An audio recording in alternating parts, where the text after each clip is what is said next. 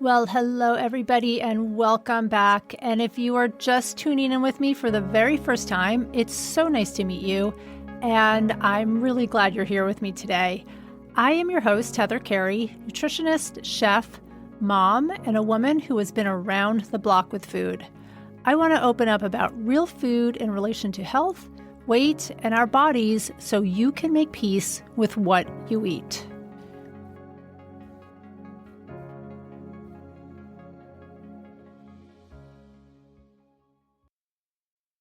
Hello, everybody, and welcome back to the Real Food Stories podcast. I am your host, Heather Carey. Today's episode is a rich and eye-opening conversation that I have been so excited to share with you.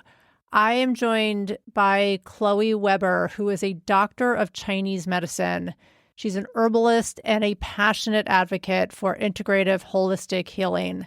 If you're in midlife and navigating the ups and downs of perimenopause or postmenopause, especially if hormone therapy is not an option for you, this episode is a must listen. Chloe and I dive deep into the world of traditional Chinese medicine and how customized herbal formulations can offer powerful support through menopause. We also talk about something really important. While hormone replacement therapy can be incredibly helpful for many women, it's not a magic bullet all of the time.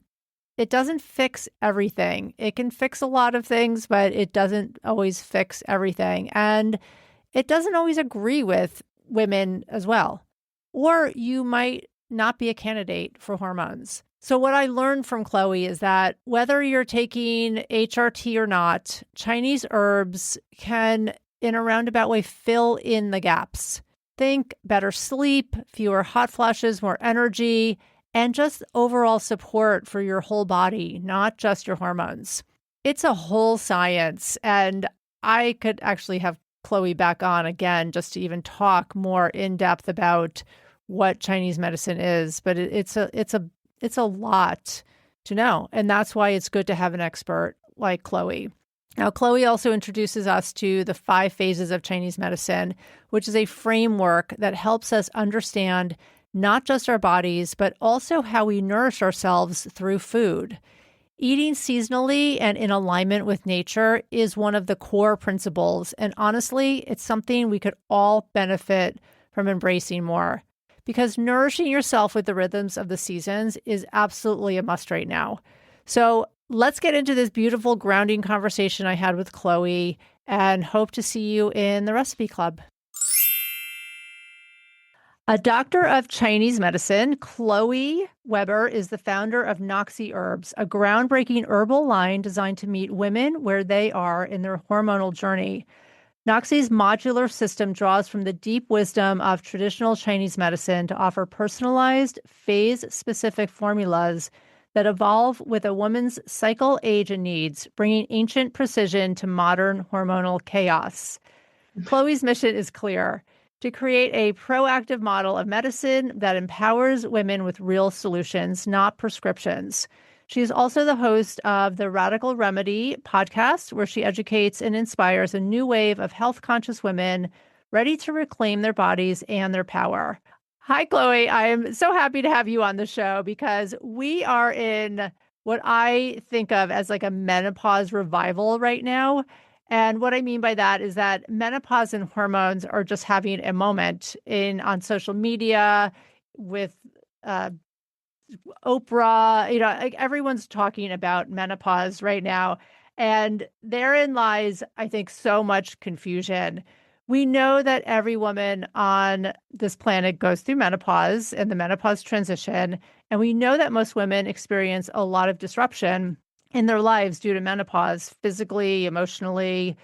And using hormones as a solution has been so controversial in a way for years, right? And even though we know now, I think that hormones are safe for most women, they're not always the perfect answer, nor do women want to go on hormones. They want to try to do something more natural.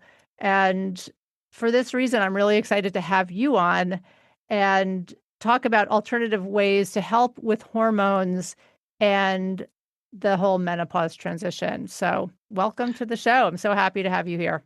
Well, thank you so much. It's an honor to be here. And I too am thrilled that women's health is finally having a moment. As I like to say, it is fantastic that we are finally being acknowledged, being as we have created every single person on this planet. So it is about time that people actually take our health seriously. And Chinese herbs, I've been really blown away with this conversation coming out and how much information is coming out and how much focus is on women's health right now, particularly menopause. And it shocks me that Chinese medicine is not at the forefront of this conversation because Chinese medicine, particularly Chinese herbal medicine, does such an incredible job at supporting women's health and hormones. So I'm really excited to be here to chat with you about it. Great. So jump in and tell me your story about how you got into Chinese medicine, how you created your company, and how it's different, I think, than typical supplements. We see a lot of wacky supplements out on the internet, to trying to cater to menopause symptoms and menopause health. And so let's just jump in just for the sake of my audience who might not know a lot about traditional Chinese medicine. Give us a little background on that. Totally. So when I was younger, I really wanted to study public health and look into the different ways that we could support building health in our society. When I was 15, I had a rare tropical disease called cutaneous leishmaniasis. And I started learning about how what we were doing to our environment was spreading disease and evolving disease within our societies. And so it's something that I've always been fascinated with. I started down the Western medical route and then just saw that a lot of it was just putting band-aids on top of issues instead of actually addressing the root causes of disharmony. And so that's precisely what Chinese medicine does. So instead of just looking at the symptoms that are presenting, let's say menopause, so like say you're having hot flashes or headaches or weight gain, instead of just looking at these symptoms in isolation, we're looking at the underlying patterns of disharmony within your body. So we're trying to really restore the ecology of the body so that your body is functioning better. So Western medicine is really reactive medicine. We're looking at these singular pathways. So it's like, okay, we're missing estrogen. Great, but that estrogen is important, but it also ties into the body in many different ways. So with Chinese medicine, when we're talking about menopause, we're often talking about yin and yang. So many people have heard of yin and yang or yin and yang. So that's not just like a cute little symbol in Chinese medicine. That's a really foundational aspect of our medicine. So yin is the nourishing fluid aspects of the body, whereas yang is the fire active aspects of the body. So as we hit 35, our kidney yin, which the kidneys are in charge of our reproductive health and store our vital energy that we're born with, our kidney yin starts to deplete at 35. This is where we start seeing these perimenopausal symptoms. That yin, again, the cooling, nourishing aspects of the body, as that's depleting, we're seeing signs of dryness, hot flashes, increased anxiety, heart palpitations. These things all come up because that yin starts to decline. So in Chinese medicine, what we do is we really nourish the kidneys, nourish the yin, and we do that through lifestyle, herbs, acupuncture, and acupressure, and even just dietary therapy. So it's a very different system than Western medicine and even Western herbology, which Western herbology typically will still give you sort of like a one-to-one correlation. Like you're normally just taking one herb. In Chinese medicine, we have about 400 different herbs that we choose from, and we create really dynamic formulas to address the symptoms and those root causes. Hopefully that was not too confusing and all over the place. Yeah, no, so it sounds like it's just a more right, taking just hormone replacement therapy.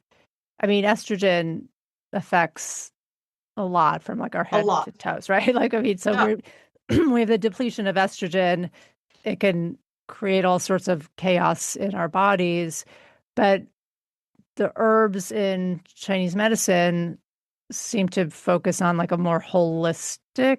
Am I correct in this? Yeah. Like, so Well, it's a it's supporting nourishing. estrogen, but it's also supporting the other aspects of the body. So basically we we talk about the five elements a lot in Chinese medicine. So we've got wood, fire, earth, metal, and water. And each of these elements corresponds with different organ system, corresponds with different flavor, a different taste, a different emotion, right? And so the ones that are most deeply connected to hormone health in Chinese medicine are the liver, the kidneys, the heart, and the spleen. So the spleen is in charge of processing both foods and emotions, right? So we see the spleen out of alignment. We'll see loose stools, overthinking, that monkey mind before bed. You might have food allergies. You might feel sort of fatigued in your muscles, heavy. So that we see go out of alignment in menopause often, right? So we see women start carrying that extra weight. We call that dampness in Chinese medicine. So we want to make sure that the spleen is functioning. But the spleen is on the same axis as the liver. The liver is in charge of the free flow of qi and blood throughout the body and is deeply connected to our cycle and really impacted by stress. So the liver, if you're having PMS symptoms, you're having irritability, frustration, you have day of rage, as I lovingly like to call it, that's the liver qi stagnation. So Chinese medicine has honored the fact that digestion and stress are on the same axis for thousands of years. And so these two are always impacted. On the flip side, and that's often sort of younger years of when you're of hormone health. When it comes to menopause, the kidneys, as I said, are like the house of our reproduction and our original qi. And that sort of declines as we age, our jing, as we call it. And then the heart is really where we store our spirit. And so that axis is really important when it comes to menopause. Because what happens is we've had all of this energy in our kidneys in terms of creating new life, in terms of sustaining that life that we've created, taking care of everybody else. And as we go through menopause, that energy flips to our heart. And so at that point, we're able to really, truly express ourselves. I think there's a trend on TikTok, the We Do Not Care Club for women in menopause and perimenopause. And that is what is happening. We do not care because now finally, instead of taking care of everybody else's needs and catering to everyone else in our communities and our lives and our homes, we are finally honoring our true selves and saying we're tired, we're fed up, and I'm going to take care of myself for the first time in my life. So in Chinese medicine, it's just a completely different way of looking at it. So yes, we want to support the estrogen and make sure that we are getting that nourishment that we need for our mind and our body. But it's just such a different system and different way of looking at the body and honoring, these dynamic forces within our body and how they're interacting with each other. Yeah, so it sounds like I know, I mean it's so much. I mean, it sounds like you can't do this on your own, right? I mean, we would need you to maybe, is it very individual how you prescribe herbs and different herbs and everything? Because I know that you've got some formulas, Yeah. right? So the gold standard in Chinese medicine is always going to be getting a custom herbal formula from a practitioner. And if you have the means to go and get an acupuncturist, I highly recommend it. Acupuncture is amazing for hormone regulation and just overall support and well-being.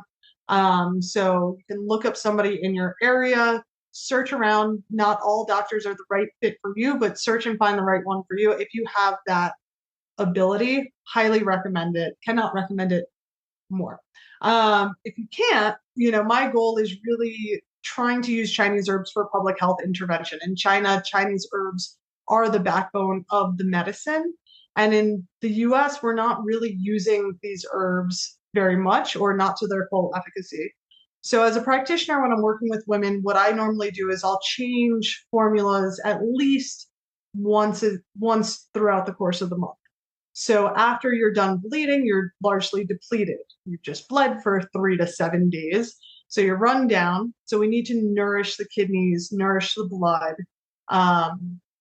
and build qi back up. So qi is your energy. So I have a formula for that called Nourish.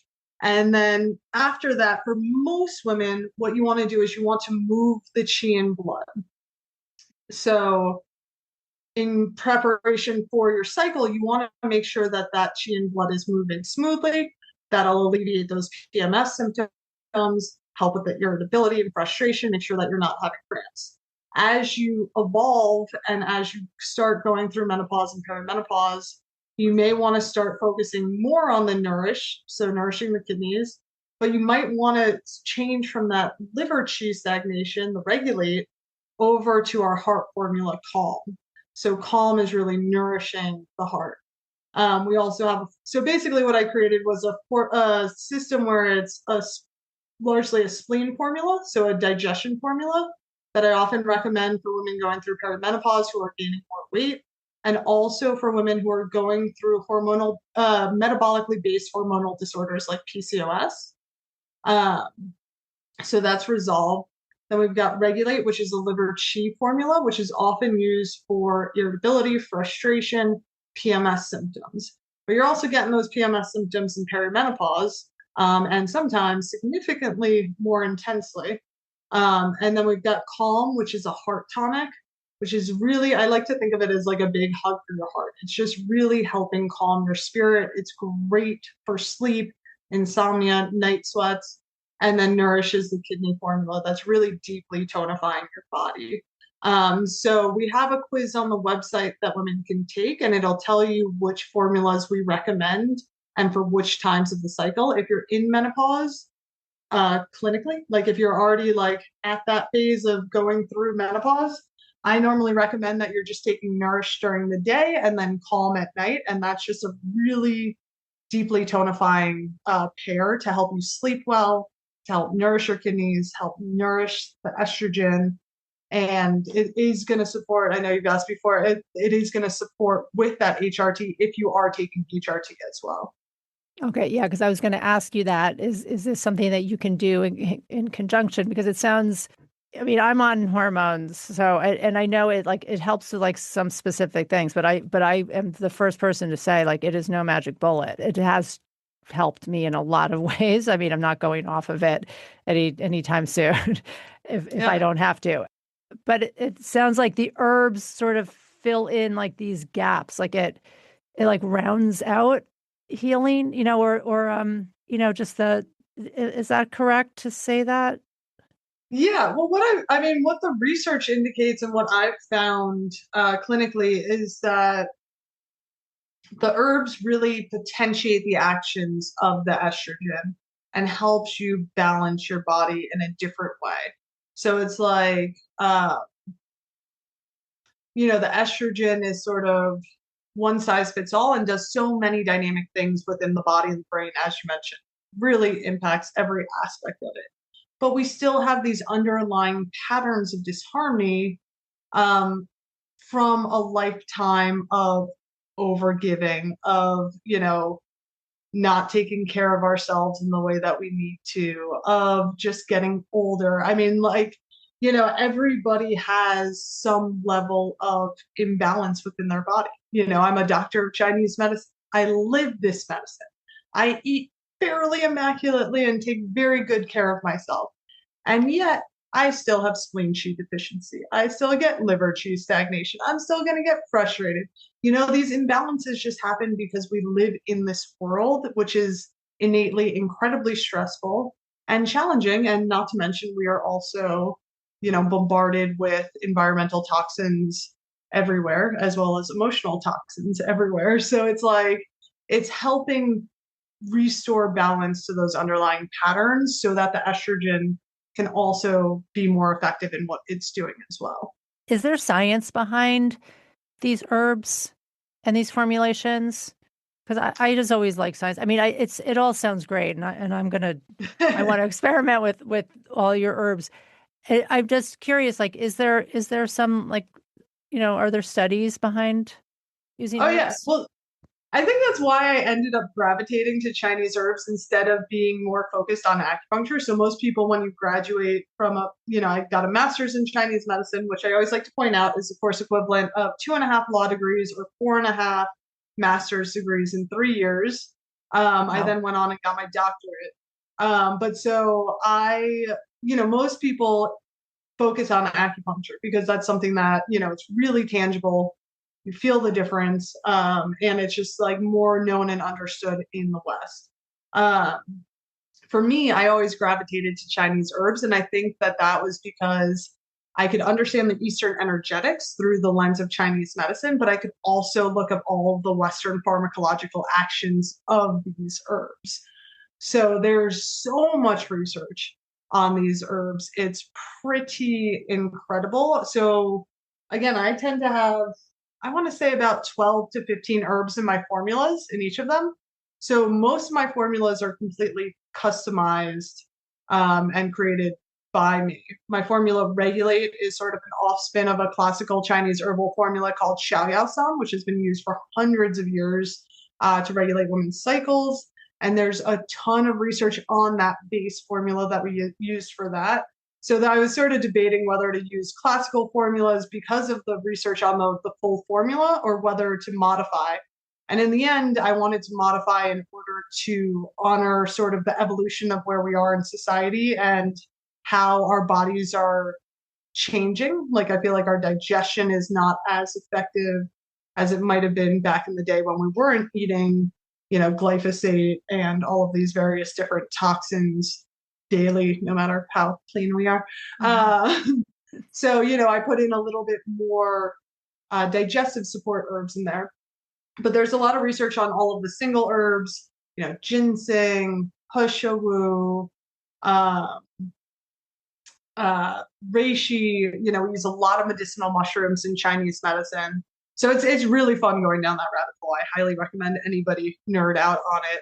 And I'll be coming out with a book on women's health and Chinese medicine, Chinese herbs in the fall. I'm just finishing it up, but it has a bunch of research on specific herbs and how you can start integrating them into your diet and into teas that you can make at home for yourself as well. Oh, that's great. That sounds like it's very needed. And so I'm It's glad one you're of those doing things that. where I'm just like, why isn't this out there? Like, I feel like most of the projects I work on, like my first business was, well, my second business was Radical Roots, which is CBD and Chinese herbs, and I wanted to make that to stop my son Remy has a rare genetic disorder and he was having seizures, and I just kept seeing these one size fits all CBD products on the market, and I was like, this is great, but like if we use different herbs together to potentiate the actions, it's going to be so much more effective. And I tried to like pitch the idea to different CBD companies. I was like, I'm a single mom of a kiddo with special needs. I don't want to be starting another business right now. I know how that goes. Um, and nobody was interested. And it was one of those things where you sort of stomp your feet long enough, then you're like, damn it, I'll do it. And I feel that way with women's health also. I'm like, there are practitioners out there who have, been so revolutionary in Chinese medicine and women's health. I don't know why they're not putting this information out on a bigger scale. And so finally I was like, okay, well, if they're not going to do it, then I'm going to do my damnedest to get this out to as many women as possible. Because I've watched how incredibly safe and effective it is over my last 15 years of clinical practice. And I know it changes lives powerfully. Yeah, that's so interesting. I mean, I'm so glad that you're doing it. And I'm just wondering why, I mean, just your example of the CBD, CBD, I don't know, had its moment a couple of years Mm-hmm. ago. It seemed like there's pop-up shops in the town I live in. Everyone was taking CBD. And now Yeah. it just seems like nobody's taking, or maybe they are. I don't know. You just don't see it like they, and so when you have a very specific formula, and I wonder why, like, or in the Chinese herbs too, that it's not more top Well, of mind. I think there has been traditionally a lot of propaganda against China in our country, realistically. Like anytime I go on, not anytime, but most of the time if I go on social media, I'll get some level of people telling me that I kill rhinos, that, like that it's laden with pesticides and whatnot, like, which can be a concern. Every single herb that we get is tested for heavy metals, pesticides, and potency. So I'm very psychotic about that. We manufacture it all in the States here in Colorado through a crazy alchemical spagyric extraction. Like I'm a proper maniac when it comes to the quality of our products. but there is a lot of stigma against uh, things coming from China. And then also, I think a lot of people really have bought into the belief that the Western medical system is the most effective medical system that there is.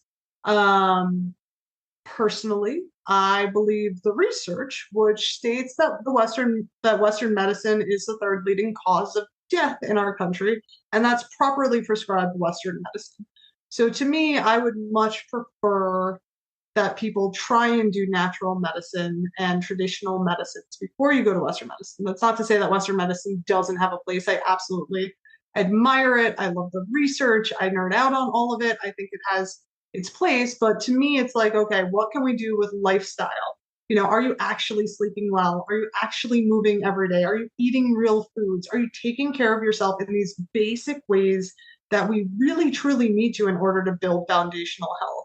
That is number one. And I can tell you that like 95% of people out there are not doing that. Then it's like, okay, so let's look at tweaking your diet, then maybe herbs or acupuncture. And then for some instances, then you need the Western, pharmacological interventions. But often if you're on herbs and you're doing the other things, then you need less of the Western medicines, which do tend to come with significant side effects, which what I see clinically again is sort of those side effects compound, and then you're on more and more pharmaceuticals, which creates a snowball effect. So it's not that I don't like Western meds. It's more just like, let's go through the proper order to see if they're necessary. Yeah, well, I think that's such a good point. These Chinese herbs sound so good, but we here in the United States live a Western lifestyle of like high stress, on the move, eating junk, like we're just like, and give us something, give me a quick fix, give me a pill, and so I imagine that these herbs have to be used in conjunction with improving other areas of your lifestyle, right? And that they take, it's not like an immediate hit, right? It's like you probably take them for a while and it right? Is that correct, or is that am I? Yeah, no, I mean, certain things, like you can take calm and you'll probably sleep better then. Like that, you can definitely get an immediate bang. You got a cold or a flu, we can knock that out real quick, so it depends on what you're working with. When it comes to hormones, sometimes it takes a couple of months. A lot of women that I've seen are coming to me with endometriosis that they've had for 10 years, that they've been to 20 different doctors. And it's like, yeah, this isn't going to be fixed with 2 acupuncture treatments and a month's worth of herbs that you're taking half, every other day. So it's like you do need to be consistent. You do need to take some of the lifestyle recommendations. If you are surrounding yourself with environmental toxins and emotional toxins and just thinking that, a Western pill or an herbal medicine is going to just solve that, it's unfortunate, but it's not. And it's really important that we, especially as women, start taking proactive care of ourselves, mind, body, and soul. And like, I also get very concerned about this because I think that it's, we also have to consider what are we showing our daughters and our children when we are sacrificing our health for them and for everybody else. And I know it's a backwards way to manipulate women into taking care of themselves, but it is how I had to get myself to take better care of myself. Because having, being a single mom of a child with special needs, I burned myself out so hard those first couple of years. And then I really had to take a step back and say, what good is it for him, to get that next inch stone of development if his mom is sick and depressed and exhausted all the time because she's just pushing so hard, I really had to put him in the forefront in order to get myself to actually do that. So, I just think it's really important. I think women are just astoundingly strong and powerful and inspirational. I'm so blown away. It's so much fun stepping into the space of women's health. I like bow down to all of the women and moms out there. Like truly, it's such a humbling space to hear the stories of how much women have gone through. And like, I so believe that if we actually really start taking care of ourselves, we might be able to be the change we are hoping and desperately needing in the society. Yeah, taking care of ourselves is something that's really foreign to so many women, especially moms, who are just used to outputting, right, and burning themselves out. And I think that's such a good point that we need to take care of ourselves first and be in our best health before we can take care of other people and our children, and right, we and to be a good role model. Such a good Yeah. point. Well, and it's a lot more fun, like I mean, I think we lose ourselves in the caretaking of others, and it's like, starting to reclaim those bits of joy and those bits of our independence, those bits of excitement, especially as a mom, is a radical act. And that radical act like brings more joy to us, which like really shifts the energy in our homes, right? And like really shifts how we're engaging with the world and each other. And like, our society is not set up to support us the way that it needs to be. So it's important for us to find the ways, even the small, teeny tiny ways. I always say something's better than nothing. I don't care what it is, whether it's just taking your herbs and going outside and breathing with a cup of coffee for a minute. I don't care. Lock your kids out, do whatever you got to do. But like every little step in the direction of health is an incredibly important one, and it really does not matter how small. Yeah, I totally agree. So, last question I have for you.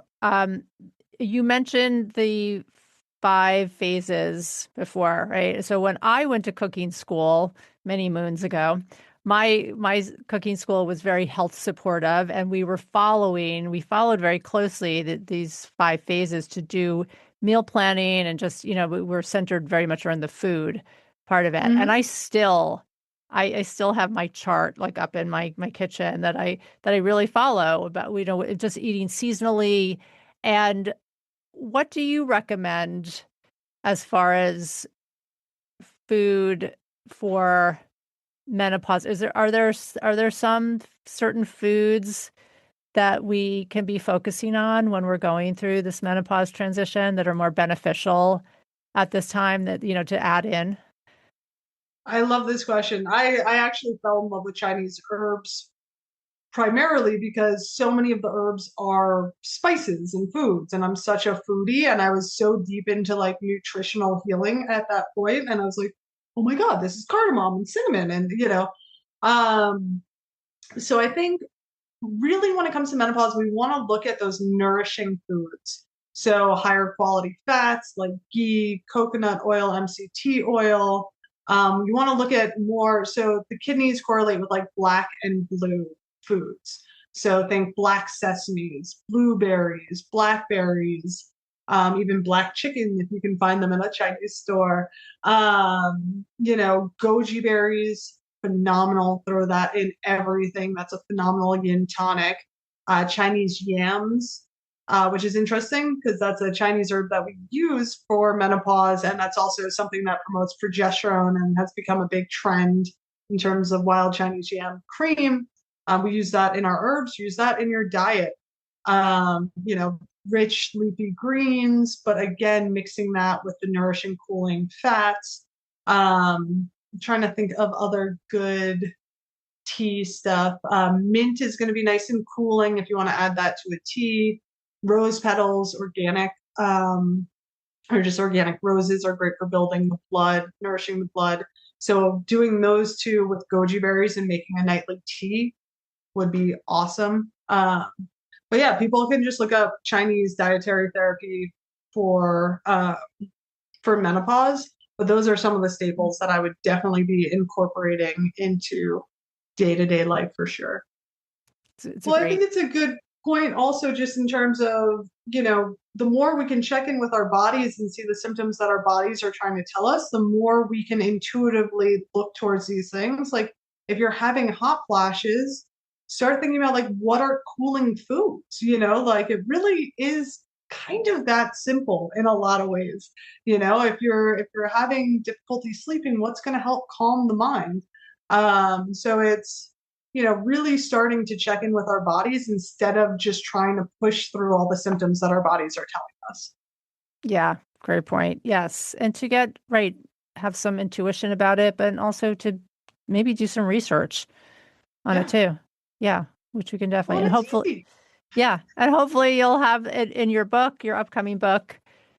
You'll talk about foods and everything. And Oh, yeah. Yeah, no, it's more of right. like, it's a bit of a manual. So it's like an introduction to Chinese medicine, a little bit about environmental toxins, how they're impacting our hormones, because I'm kind of a maniac about all of that. It terrifies me. And then sort of the, endometriosis through the lens of Chinese medicine, Western medicine, herbs, diet, and then all of the other sort of hormonal based disorders, if you will. So I'm excited about it. It's one of those things where I'm like, why isn't this out here? Okay, I'll do it then. Yeah, you were meant to create it. That's great. Good. Good for you. Well, Chloe, how can people get in touch with you and learn more about your herbs and your formulations? So they can go to noxieherbs.com. So that's NOXI herbs.com. We probably will be renaming that soon because as it turns out, Noxie sometimes gets auto-corrected to Nazi. So that was a fun business lesson for me. But the site will redirect you once we do that. But so noxieherbs.com. And my podcast is Radical Remedy, and we're gearing up for season 3, which will hopefully be coming out pretty soon. So I love doing that. So anybody can reach out through any of those websites. Okay, great. Well, I will put all those links in the show notes so people can reach out to you. And thank you so much. I've learned a lot today, and I'm looking forward to learning more on your website and experimenting with some herbs. Hell yeah. Well, thank you so much. It's an honor to be here. I really appreciate the conversation. Great, thanks. And as always, if you loved this podcast, please consider gifting me with a 5-star review. It is so helpful for me to get the word out on real eating, our real bodies, and real food stories. Thank you so much and have a great week. Bye for now.